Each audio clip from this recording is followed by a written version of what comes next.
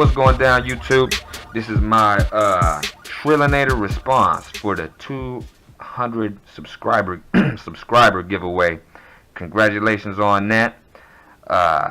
So I had to subscribe. I had to be a subscriber, and I had to make a video answering a few questions. And so we're gonna go ahead and get right into that. What age did I start collecting? Well, shoot, that's kind of a hard one. I don't really remember. It was very, very, very young age. My grandfather was a collector, and you know, he collected like nobody that I've ever known or seen ever.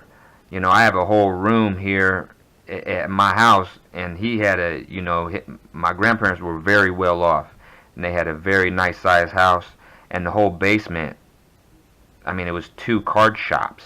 You know, it was a very, very large amount of cards, you know. And he went all over doing card shows, and they'd have, my grandmother would do antique selling, and so they would have garage sales that was a card show, and, you know, all the antiques that she would sell as well. And so I remember from the very earliest ages of being around my grandparents, messing around with cards, opening up packs of cards, getting cards from them as gifts, and phenomenal memories. So what sports did I collect? Well, I collected all the sports, really. I mean, I collected all the sports, football, basketball, baseball, and hockey. But if I collected anything that was like that I wanted to collect and I wanted to get, I was a huge Joe Montana fan. And I was a Chiefs fan, but you know, we ended up getting Joe Montana, and shoot, in my eyes, we won the Super Bowl before the season even started. I mean, I knew that we were gonna go to the AFC Championship. I mean, why wouldn't you? You got Joe Montana.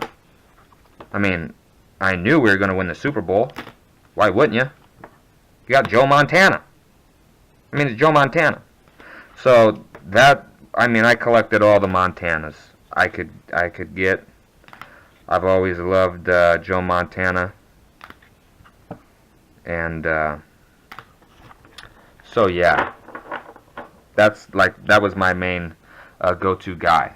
But I also collected other stuffs. I also collected other cards. This was the very first card set that I ever collected. And I got my tonsils taken out, you know, when I was 8 years old or something, 9 years old. And so my grandparents brought me, when I was in the hospital, these Goosebumps cards. And this was the first, I think these are the extras over here. And this was the first set that I ever collected. Goosebumps Tops 1996. So I guess I was 9.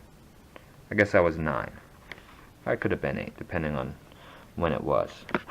But so, I mean, really, I collected it. I mean, anything that any gift, you know. I didn't have much money. I didn't have any money. Come on, you know, whatever my grandparents gifted me, then that was phenomenal. So the next question was, what do you collect now? And well, shoot, I collect everything right now, same as I did back then, but mainly things that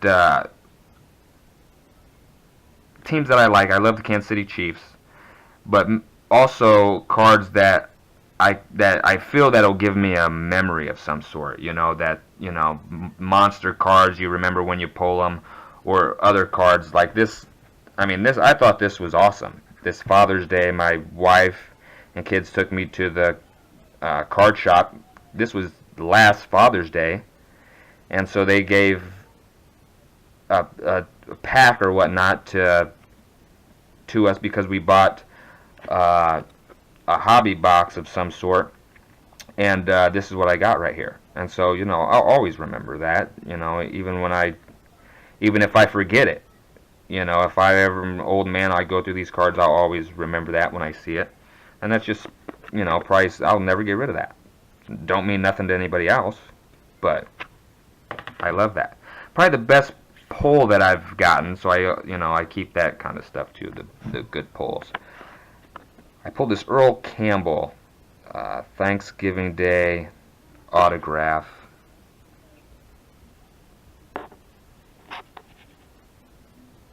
Numbered to 10. If I can get a good view on it, I don't know. Numbered to 10 though, 3 of 10. And yeah, I thought that was pretty good. I definitely enjoyed that pull. But besides that, let me swing around. Chiefs. I love the Chiefs. Yep, we do the Chiefs. Just the Chiefs. A little Chiefs area going on over here. And then I'm married. I'm married, so I do this too, just because I'm trying to be. I'm married to a Dallas Cowboys fan. A woman that has a crush on Dak Prescott. Look at this mess up here on my stand. But I'm a fair fella. But these are some of her. You know, I'd like to get her to, but I'd like to pull it. I'd like to pull the Dak. You know, she don't want the Ezekiel as much, but she wants that darn Dak. And I'd rather pull it than buy it, but darn it, if I have to buy it, I'm just gonna have to buy it. But so these are some of her better Dallas Cowboys cards. Nothing too major. I thought that was a pretty sick TO, number to 99, TO 81, 2007 Upper Deck, and then the Miles Austin City Limits auto. I believe to 10. To 10. To 10. So yeah, and I still collect it all. I mean, yeah, I still collect it all. I got, you know, football, basketball, all that. I collect these little suckers. I've been getting all these little dudes. I guess that's a rare one. I don't know. Impulse buys, you know. It's the way it goes. But what keeps me going? What keeps me going? I think that was the last question. What drives me? What keeps me going? Keeps the hobby going? And that is, shoot, my kids. You know, to be honest, it's my kids. I have great memories with my grandparents that I'll never forget. I quit collecting when I was 15, and I started, you know, there was young women all around, and so I stopped collecting. I, you know, was kind of grew out of it. Was too cool, and it ended up being 16 years later. You know, and my grandparents, they both just passed away within 5 months of each other last year. And so there I was walking through Walmart, and I hadn't opened up a pack of cards in 16 years. I didn't even know Walmart sold cards. And I stroll past it, and there's a, you know, this blaster box of cards there. And I just had to get it, you know. And it was very therapeutic and very reminiscent of all those great times that I had. So I began to collect again, and I began to, you know, share that with my kids. And it teaches many things. It teaches organizational skills. I can't talk, but you know what I'm saying. It gets you organized. You know, you can't have your cards all over the darn place. You got to be organized, you know. A great lesson I learned is one time I wanted a dog, and you know, my mother, she wasn't well off at all. You know, she had it rough. But my grandparents, they said, well, we'll get the dog for you, but you know, you just can't get some dog. You know, you got to get it, you know, shots, and you got to get it tagged and all this stuff. So if you want the dog, you're gonna have to set up a table at the next card show that Grandpa goes to, and you're gonna have to sell your cards so that way you can pay to get the dog tagged, get it shots, get it whatever it needed, spaded, and all that good stuff. And so that's what I did, you know. And I had to, if I wanted something else, I had to sacrifice something something else that I wanted and that I cared for. You know, you can't just have everything that you want. Sometimes you got to put some things to the side to to pursue something else that you want to do.